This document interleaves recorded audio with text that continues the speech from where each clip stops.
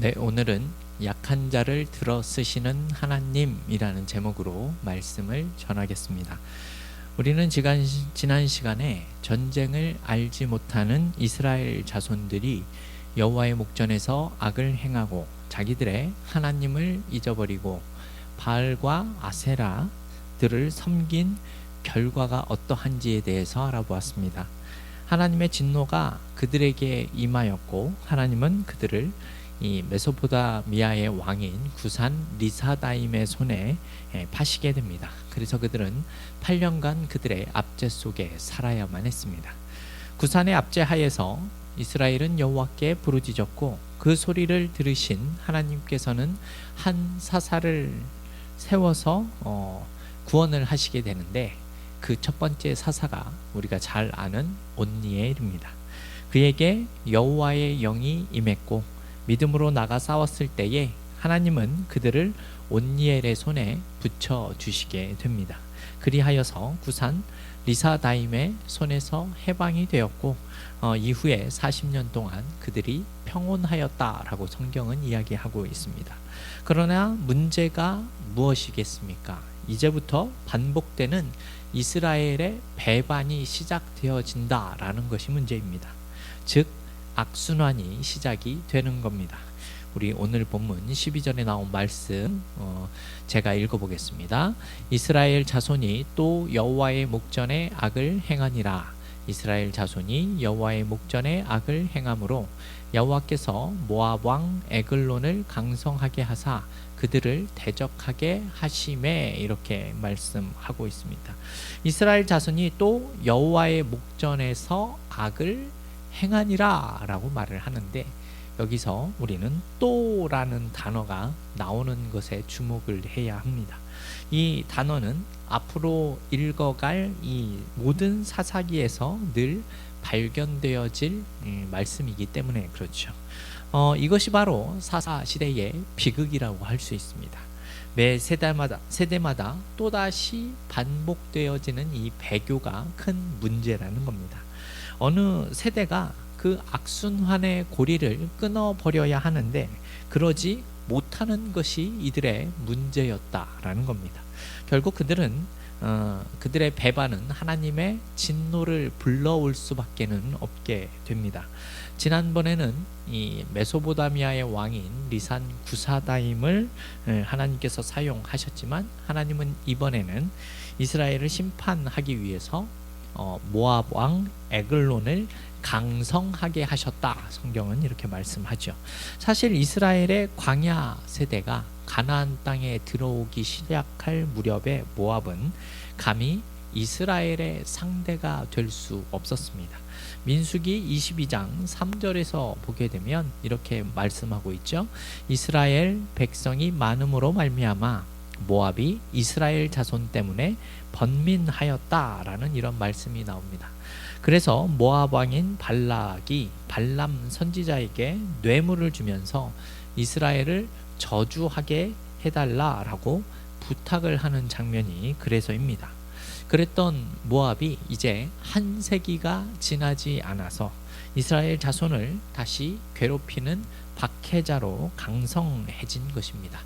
그런데 이 일을 지금 누가 했다라고 말씀하고 있습니까? 하나님이 모압을 강성하게 하셨다라고 말씀하셨습니다. 왜요? 이스라엘 자손을 대적하게 하기 위해서다라고 이렇게 성경이 이야기합니다. 그 결과가 어떻게 되었겠습니까? 13절과 14절을 보게 되면 에글론이 이 암몬과 이 아말렉 자손들을 모아 가지고 와서 이스라엘을 쳐서 종려 나무 성읍을 점령했다라는 말씀이 나옵니다. 그래서 이스라엘이 모압 왕 에글론을 18해 동안 섬겼다라는 내용이 나오지요. 모압의 왕인 이 에글론은 주변의 다른 민족이었었던 암몬과 아말렉 자손을 불러서 연합군을 형성하여 이스라엘로 쳐들어오게 됩니다. 그리고 이스라엘의 종려나무 성읍을 점령했다는 내용이 나오는데요. 이 종려나무 성읍이라고 불리우는 곳은 우리가 익히 잘 알고 있는 여리고를 가리키는 말입니다. 사실 이 여리고는 그 지역에 있어서 오아시스와 같은 곳입니다. 종려 나무뿐만이 아니라 무화과와 오렌지 같은 과일이 풍성하게 열리는 그야말로 보기 드문 옥토를 가진 곳이지요. 게다가 이곳은 지정학적으로도 매우 중요한 이 군사적 요충지였기 때문에 이 여리고라는 지역은, 즉 이 종려나무 성읍이라는 곳은 매우 중요한 지역이었다라는 것이죠. 또 여리고는 우리가 잘 알고 있다시피 특별한 의미가 있는 땅입니다.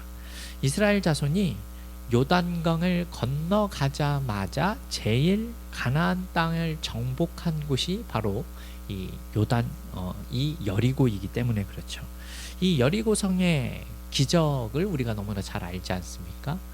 이 사실을 통해서 전쟁은 하나님의 손에 달려 있다라는 그런 극적인 장면이 담겨져 있는 곳이 바로 이 여리고입니다.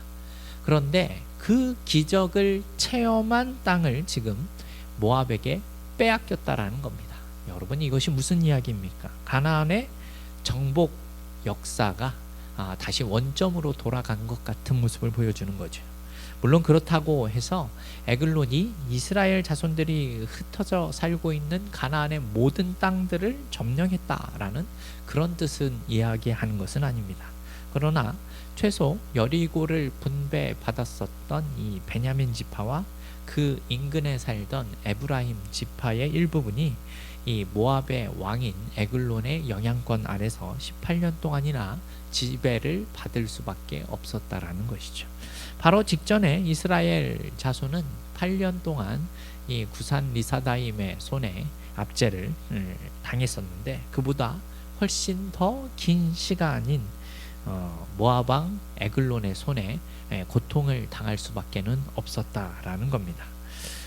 여기서도 알 수 있듯이 사사기 사이클이죠. 즉 이 사사기의 악순환에서 악을 행하게 되면 이제 하나님께서 진노를 하셔서 징계를 하는 장면이 나옵니다.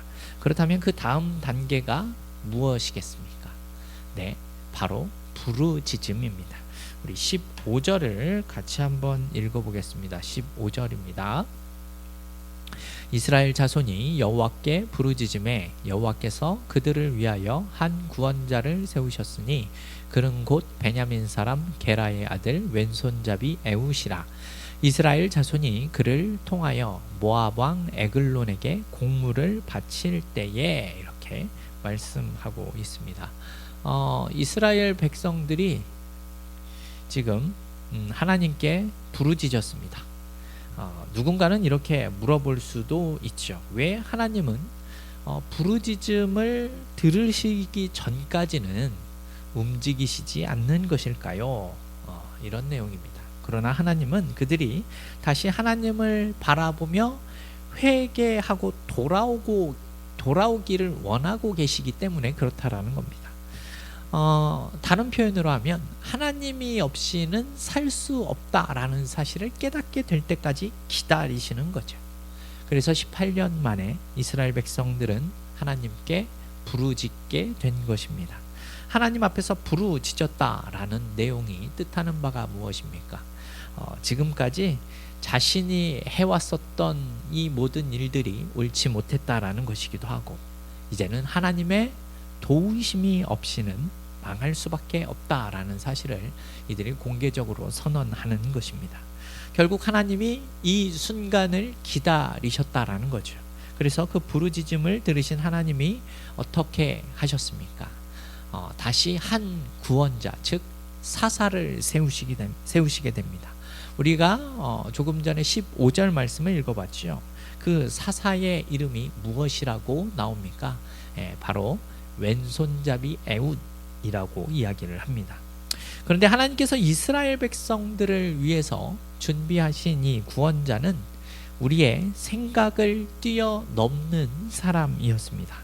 왜냐하면 전혀 예상 밖의 인물이기 때문에 그렇습니다.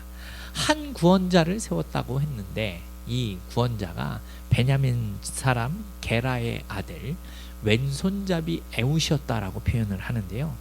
베냐민 사람 게라의 아들이라고 하는 것은 이 여리고 성이 앞서 이 베냐민 지파에 의해서 분배된 그런 땅이기 때문에 베냐민 지파의 인물이 나서서 그 땅을 다시 되찾는 것은 이상해 보이지 않습니다. 그러나 그 다음 문장에 우리가 주목할 필요가 있습니다. 그 내용이 무엇입니까? 그가 왼손잡이였다라는 사실에 있습니다.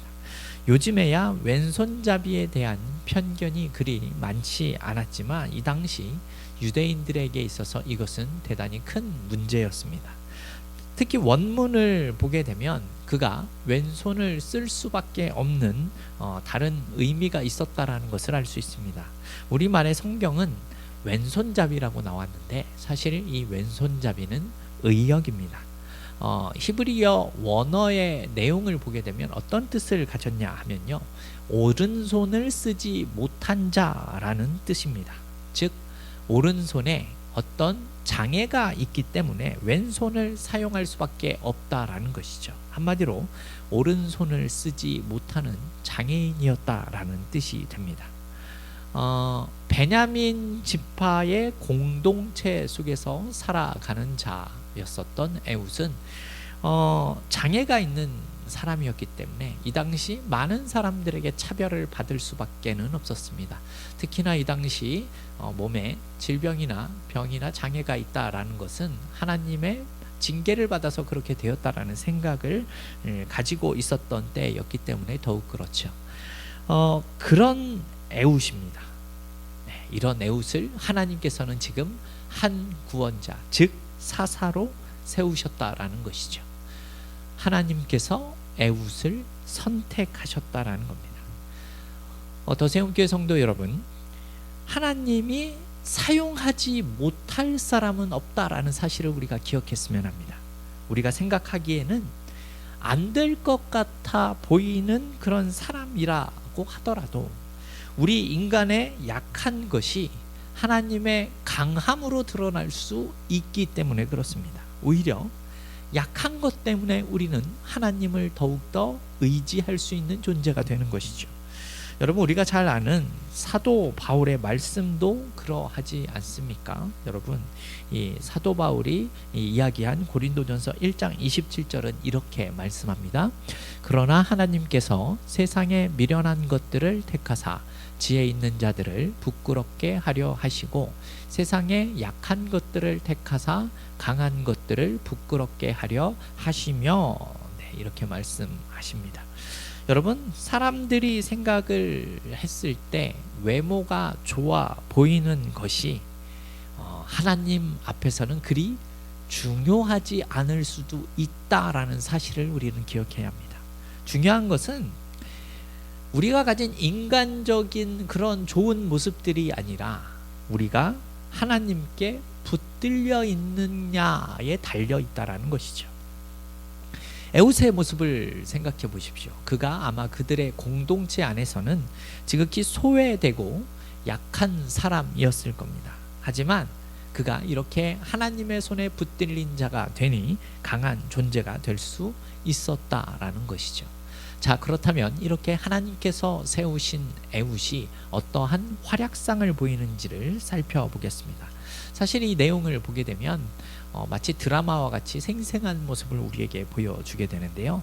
16절과 17절의 내용을 보게 되면 에웃이 길이가 한 규빗이 되는 그런 양날의 검을 만들어서 자신의 오른쪽 허벅지 아래 옷에 숨기게 됩니다. 그리고 모압의 왕인 에글론에게 찾아가 공물을 바치게 되는데 여기서 나오는 내용이 이 에글론은 비둔한 자다라는 표현이 나옵니다. 이 내용을 보게 되면 먼저 에웃은 한 규빗이 되는 좌우에 날이 선 예리한 칼을 준비합니다. 그리고 허벅지, 특히 오른쪽 허벅지 옷 속에다 그 칼을 숨기게 되죠. 이것이 중요한 내용인 이유는 보통 사람들은 오른손잡이이기 때문에 왼쪽에 칼을 차게 됩니다. 그리고 에글론에게 이러한 상태로 공물을 바치러 가게 된 거죠. 혹시 검열을 받게 되더라도 그가 왼쪽에 칼을 차지 않은 것을 보게 되면 그냥 통과시킬 수 있기 때문에 그렇습니다. 그런데 에글론 왕이 어떤 사람이었다라고 말씀드렸었죠. 비둔한 자였다. 이렇게 말씀을 드렸습니다. 이는 그의 몸이 실제로 뚱뚱했다라는 뜻도 있겠지만 이 말 안에는 그가 매우 탐욕스러운 사람이고 18년 동안이나 이스라엘 자손에게 조공을 받아 먹으며 호의호식했었던 사람이었다라는 의미가 담겨져 있습니다. 그러면 구체적으로 이런 상황에서 에훗이 어떠한 작전을 펼치게 됩니까? 18절과 19절에 보면 에훗이 곡물을 메고 온 자들을 돌려보내고 또 돌을 캐는 곳에서 다시 돌아와서 에글론에게 은밀한 일을 알려주겠다라고 하면서 사람들을 물리라라고 이렇게 말하는 내용이 나옵니다. 에훗은 곡물을 전해주고 다시 돌아가는 척 하다가 돌아왔습니다. 근데 그가 돌아선 곳이 어디냐 하면 길갈 근처 돌을 캐는 곳이었습니다. 돌을 캐는 채석장이라는 것은 아마도 이곳에서 캔 돌들을 통하여서 우상을 만들어 이스라엘에 공급을 했었던 것으로 생각이 됩니다. 그리고 에훗이 돌아와서 모압 왕인 에글론에게 은밀한 일을 아뢰겠다라고 이야기를 하죠. 에글론은 전적으로 에훗을 믿고 그 주위의 사람들을 완전히 물리는 모습을 보여줍니다. 사실상 자신의 주위를 왕인 에글론의 주위를 물린다라는 것은 사실은 경호법상으로는 있을 수가 없는 일입니다. 그런데도 그는 자신의 주위를 물리게 됩니다. 그 이유는 아마도 조금 전에 공물을 받은 것에 대해서 마음이 풀어진 내용도 있을 것이고 아마도 그 에훗이 오른팔을 제대로 쓰지 못하는 자였다라는 내용을 보게 되었으면 아마도 그가 장애인이었기 때문에 비무장으로 생각을 하고 있었다라는 겁니다. 한마디로 이야기를 하면 애굽을 깔보고 있었던 상황이지요. 그리고 혹시 에훗이 무엇인가 비밀스러운 정보를 자신에게 알려줄 것으로 생각을 했다라는 겁니다. 자, 이렇게 이제 단 둘만 남은 상황입니다. 이제 어떤 일이 벌어지겠습니까? 21절에서 23절을 보게 되면 이러한 모습이 나옵니다. 둘만 남은 순간 에훗이 이렇게 이야기를 합니다. 내가 하나님의 명령을 받들어 왕에게 아랠 일이 있나이다 라며 왕에게 가까이 다가가게 됩니다. 가까이 다가오는 것을 보고 당황한 에글론이 자리에서 일어나는 순간 그 순간 에훗은 이 왼손으로 오른쪽 허벅지에 숨겨두었던 칼을 꺼내서 에글론의 배를 찌르게 됩니다. 얼마나 세게 찔렀는지 칼 자루가 이 날을 따라 뱃속으로 들어갔다라는 표현이 나옵니다. 즉 완전히 칼이 그 배를 관통했다라는 내용이죠. 그리고 칼을 빼지 않고 에훗은 자리를 피하면서 다락문을 잠그게 됩니다. 이와 같은 기습 작전은 아주 대성공을 거두게 되었죠. 에글론의 신하들은 도대체 무슨 일이 일어났는지조차 알지 못하는 상황입니다. 그래서 그 신하들은 뒤늦게 왕이 머무는 다락문이 잠겨 있는 것을 확인하게 됩니다. 그러면서 26절을 보게 되면 왕이 발을 가리운다라는 그런 표현이 나옵니다. 여기서 발을 가리운다라는 표현은 왕이 대변을 보는 것을 표현할 때 사용하는 완곡한 그런 표현이라고 합니다. 이렇게 에글론의 신하들이 상황 판단을 제대로 하지 못하고 우왕좌왕하는 그 사이 에훗은 도망갈 시간을 벌게 되었지요. 무사히 빠져나온 에훗은 그 길로 에브라임 산지로 올라가서 이스라엘 자손들을 소집하게 됩니다. 우리 27절에서 29절 말씀 우리 같이 한번 읽어 보겠습니다.